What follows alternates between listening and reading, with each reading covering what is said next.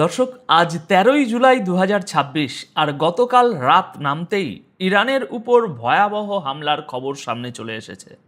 যেটার ভয় সবাই পাচ্ছিল, শেষমেশ সেটাই ঘটে গেল। গতকাল ১২ই জুলাই গভীর রাতে আমেরিকা আবারও ইরানের উপর বড়সড় হামলা চালিয়েছে। আর এর পরপরই পুরো মিডল ইস্টের পরিস্থিতি আগের চেয়ে অনেক বেশি ভয়ানক হয়ে উঠেছে। অবশ্য ইরানও ছেড়ে কথা বলেনি।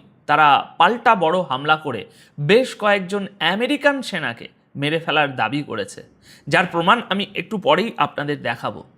কিন্তু দর্শক, এর চেয়েও ভয়ঙ্কর একটা খবর আছে। একটা দাবি উঠছে যে ইরানের পরমাণু ঘাঁটিতেও নাকি হামলা হয়েছে। যদি এর ফলে বড় কোনো ক্ষতি হয়, তবে পুরো আরব বিশ্বে নিউক্লিয়ার রেডিয়েশন ছড়িয়ে পড়তে পারে। এই হামলাগুলো গভীর রাতে হয়েছে। এখন এক এক করে শুনুন এই হামলাগুলোতে ঠিক কোথায় কোথায় নিশানা করা হয়েছে। প্রতিটি জায়গার খবর এবং ছবি আমি আপনাদের এখন দেখাবো। দর্শক, গতকাল ১২ই জুলাই রাতে আমেরিকার সেন্ট্রাল কমান্ড হরমুজ প্রণালীর আশেপাশে ইরানের বেশ কয়েকটি মিলিটারি ঘাঁটিতে নতুন করে হামলা চালিয়েছে। রিপোর্ট অনুযায়ী এই হামলাগুলোতে ইরানের missile system, air defence system এবং আইআরজিসির বেশ কয়েকটি স্পিড বোটকে সরাসরি নিশানা করা হয়েছে। অন্যদিকে ইরান কি বলছে? ইরান বলছে যে তাদের সবচেয়ে গুরুত্বপূর্ণ কোসম আইল্যান্ডে ১০ থেকে ১১টি মিসাইল ছোড়া হয়েছে। দর্শক, এই আইল্যান্ডটা কিন্তু যে সে জায়গা নয়, এখানেই তেলের বিশাল ভাণ্ডার জমা থাকে।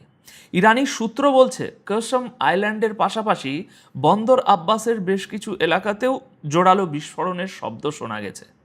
হরমুজ প্রণালীতে এই কেশম আইল্যান্ড হলো সবচেয়ে গুরুত্বপূর্ণ জায়গা, যেখানে ইরানের কোস্টাল ডিফেন্স সিস্টেম, তারপরে আপনার র্যাডার এবং নৌবাহিনীর সমস্ত সম্পদ রাখা আছে।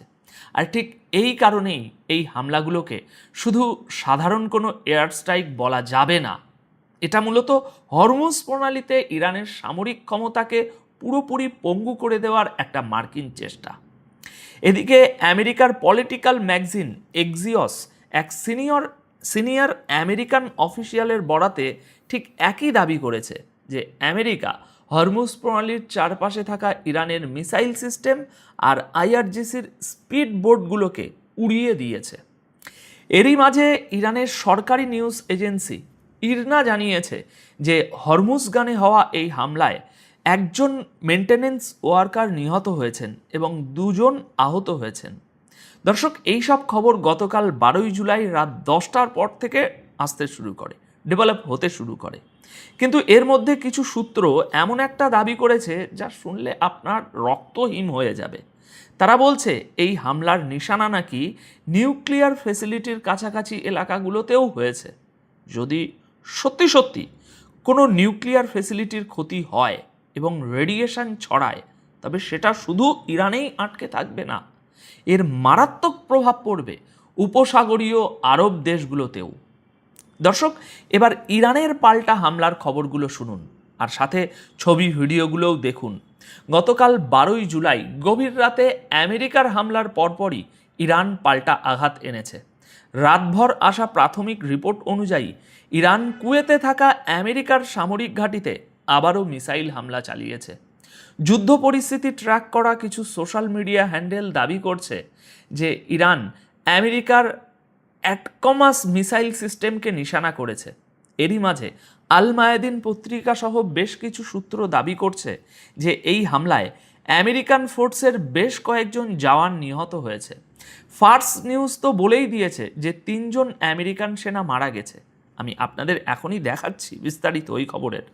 যদিও দর্শক, এই দাবির এখনও কোনো অফিসিয়াল সত্যতা বা কনফার্মেশন আসেনি, আর আমেরিকাও এই বিষয়ে মুখে একেবারে কুলুপ এঁটে আছে। আইআরজিসি বা খতম আল আম্বিয়ার তরফ থেকেও এই হামলার পুরো বিস্তারিত রিপোর্ট এখনও দেওয়া হয়নি, আজ দেওয়া হবে। কিন্তু ইরানের নিউজ এজেন্সিগুলো কি দাবি করছে সেটা আমি আপনাদের অবশ্যই দেখাবো। এদিকে কুয়েতের ডিফেন্স মিনিস্ট্রি জানিয়েছে আল সাইবা পোর্টের কাছে থাকা একটা অয়েল প্ল্যাটফর্মে অজানা একটা ড্রোন আঘাত এনেছে, যাতে